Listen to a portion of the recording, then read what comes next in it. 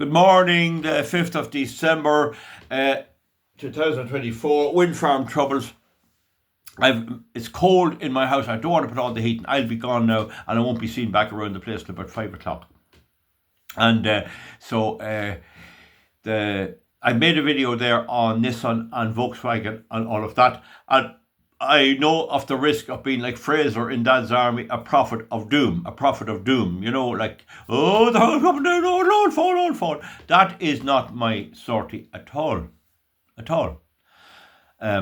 So, I mean, it's not that long ago since farmers were protesting the cattle prices, and then with inflation the prices went up, and it's not all that relevant for the moment, though it may come back. But one of the things that has happened, I took a call in the middle of the last one, and it was from somebody that's well informed, and there is information coming through from the investments from the banking sectors, and particularly an investment specialist who I cannot name at the moment because I haven't it researched, but it still makes a lot of sense to me.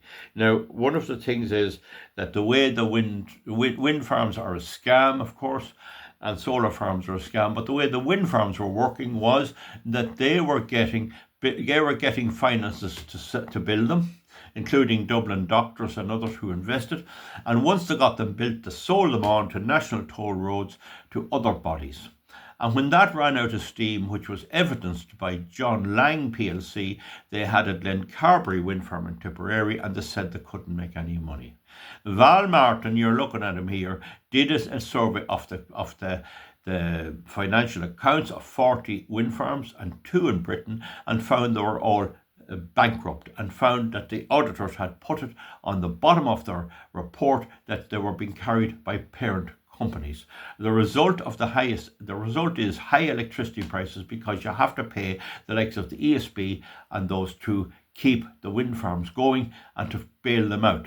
The exception is Bord Gáis, and I think Bord Gáis is still the cheapest because they have less wind farms than anybody else. Okay, so now the next thing then is that the word is coming through from the investments that they can't sell them, that nobody wants to invest, and so when they build them and put them on the market, nobody will buy them.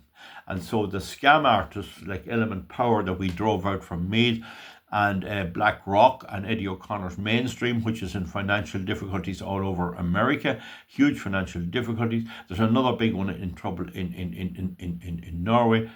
And coupled with this is the real collapse of the manufacturing in the world, particularly outside of China and America, particularly in Europe, because of the high energy prices that they've caused, and the whole lot seems to be in serious trouble.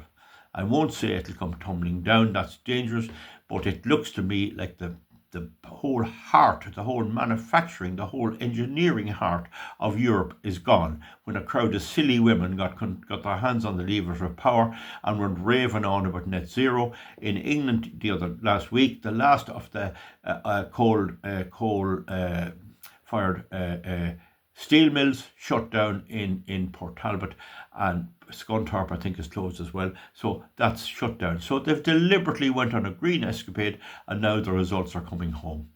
There was a case in Tipperary that had nothing to do with me years ago, where a family got a lot of money from the nuisance and the noise. There's been a case down in Wexford where a family went to court, and it was reported in the paper, and they got good big compensation. And the judge in that case went down to the wind farm and found there was terrible noise. As the most affected by the Rah wind farm here, I can tell you the noise is atrocious by times. So it's not fair to people, and this is it. But there are 2 aspects about them. One is they're unlawful under case C-2419.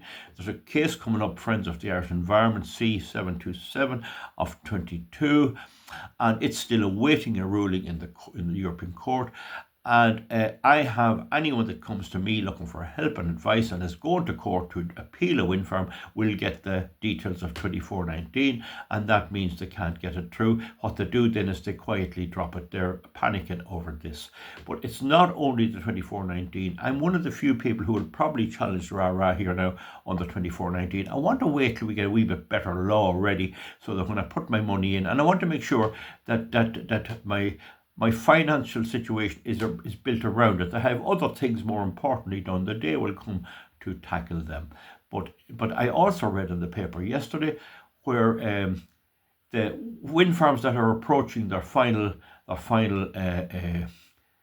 time, their 20 years is up, they can't get renewed permission because they're trying to hoodwink the people in the area. Oh, they'll accept them now. They won't accept them now. So now they're going to have to pull them down. So they never could calculate that anything that has a lifespan of 20 years is no good. A farm that only lasts 20 years is no good. A shop that only lasts 20 years is no good. All those done stores, shops, factories, they all have a residual value. One thing, an example that would be similar to a wind farm is a shoe factory. You look around Ireland in Coothill, for example, they had a big shoe factory there making thousands of shoes. And finally it become uncompetitive. And the whole plant is worthless. It's a scrapyard there for salvage stuff. That can happen. But if that were in Dublin, that site would be highly important. But in Coothill, it's just farmland really, and it'll not be developed properly. So you see, if it has no residual value after a certain period, it's worthless. And it shows you how stupid. Now, again, I have to take calls because I'm a farmer and I have to take them. Sorry about that. But I just want to finish up on this. This is the news now. Anyone that had invested hundreds of thousands of euros in a wind farm, when you consider that the European Court has declared the guidelines they're built under as illegal, the European Court is about to hear a case 727 case C727 of 22, and you have the several nuisance cases all proven right. Nobody's bluffing that. Families who have to gather up the money to take a court case in Dublin, and the judge, the female judge, I can't think of her name now, went down and heard that one down in the Wexford area there and ruled that there is nuisance. And I think maybe they never published the amount, but those people are going to get a lot of money. So it's only another step forward to get them shut down altogether. It has been said to me that if you beat these ones in rah-rah, that you shouldn't take money, that it should be closed them down. I would take money for what I've suffered up to now, but I would not accept money to keep them going there. They'll have to come down. But they come down under two particular pieces of law. One is the law of nuisance. That's an 800-year-old law that will never change, and that's well enough established now. And the other is the EU directive, which is new kind of law, that they were never assessed and that the guidelines were never assessed. Those things are worthless, and now the word on the street is that no one will invest.